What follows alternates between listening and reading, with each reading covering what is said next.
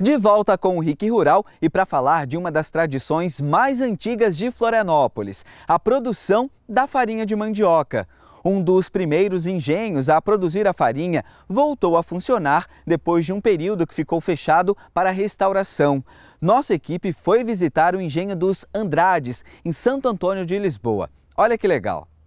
O engenho mais antigo em atividades na ilha está de coração novo. Depois de 7 meses parado na UTI, ele voltou a funcionar como nos velhos tempos. Agora, antes de contar mais detalhes dessa história, é preciso falar da raiz que justificou esta construção em 1860. Ela matou a fome dos açorianos, garantiu um trabalho e renda para as famílias que aqui chegaram. Foi o que sustentou os soldados na Guerra do Paraguai. No arquipélago dos Açores, o trigo era um dos principais alimentos, mas não vingou aqui. E os açorianos aprenderam com os índios a cultivar a mandioca e usaram as técnicas que aprenderam na construção de moinhos de vento para fazer os primeiros engenhos. A produção de farinha logo se tornou a principal atividade econômica da ilha e foi assim por mais de 200 anos. A farinha produzida aqui atendia às necessidades da então Vila Nossa Senhora do Desterro, também os militares, e era vendida para o Rio de Janeiro e também para a província do Rio Grande do Sul. Só não foi exportada porque o rei de Portugal proibiu. Há quem diga que essa proibição foi para evitar o aumento na renda da ilha, que logo ia querer a sua independência. Mas essa é apenas uma das teses, né, Cláudio? É verdade. Tem vários historiadores que têm teses até um pouco diferentes, né? Uma delas é o fato de estarmos numa localidade do Oceano Atlântico, o extremo sul, onde é o último porto seguro, né? Então, descendo, íamos encontrar portos difíceis de atracar. Então, não só os portugueses, espanhóis, ingleses, enfim, que desciam o oceano, paravam. Desterro era parada obrigatória para abastecimento de lenha, água e principalmente alimentação. O tataravô do Cláudio aproveitou a oportunidade e montou este engenho. A produção de farinha de mandioca foi a principal renda da família até 1980. Nessa época, a vocação da ilha já era outra, o turismo, e já não tinha mais como concorrer com as grandes indústrias. Este espaço foi tombado pelo patrimônio histórico do município e também do estado. Desde então, o desafio é deixar tudo funcionando. Como não se encontra mais mecânicos especialistas em restaurar esse tipo de peça, o Beto decidiu virar um mestre de engenho. Eu acho que eu já nasci com isso aí no sangue, porque quando eu era pequeno, eu nasci aqui nesse casarão e eu sempre gostava de ver as engrenagens trabalhando, aquela coisa toda, e ficava admirando. E fui crescendo com aquilo na cabeça, se um dia eu talvez teria condições de fazer uma peça dessa.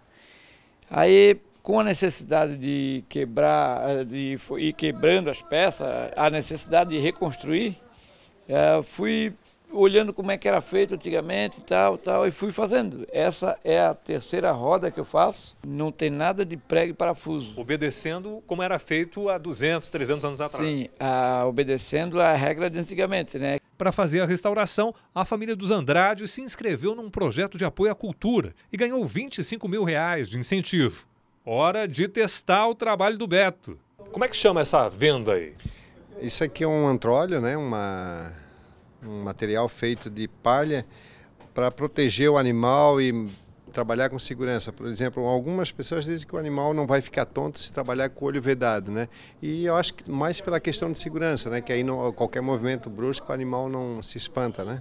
Sob o capim melado, Barroso caminha no escuro e faz o velho engenho renascer. Depois de raspar a casca e lavar a mandioca, é hora de cevar as raízes, que nada mais é do que ralar a mandioca. Aí a massa vem para a prensa por 12 horas para tirar a água.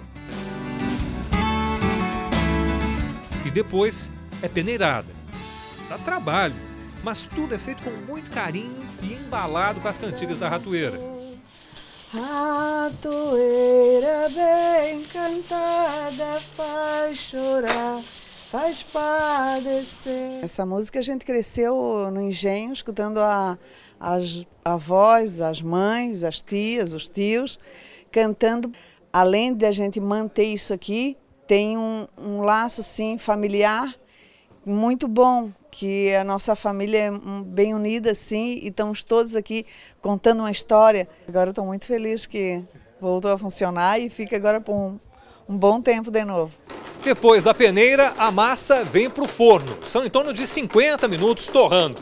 Nesse processo, o boi faz toda a diferença. Boi, observa que esse boi tem um passo largo, né? Então o boi, podendo adiantar o serviço, o forneiro também pode colocar mais fogo no forno. E isso faz com que a farinha possa afinar, né? Por isso que o pessoal costuma dizer que o boi bom é que faz farinha fina, né? A Karina morava em São Paulo, se mudou para Floripa há 1 ano e ficou encantada com o que ouviu e viu por aqui. Achei muito interessante, é uma coisa muito importante, né, para manter a cultura, né, de Florianópolis, a cultura mais antiga, né, e é muito importante para as crianças, né, sobretudo.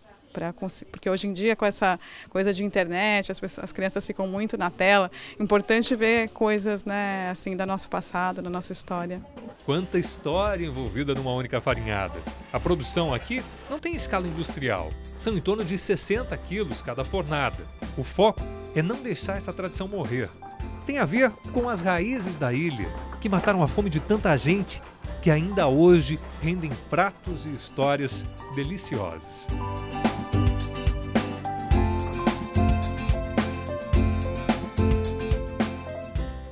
Que bacana, né? Ver a família Andrade manter viva essa tradição da ilha de Santa Catarina. E assim, a gente encerra o RIC Rural de hoje. Para você, uma ótima semana e até domingo que vem.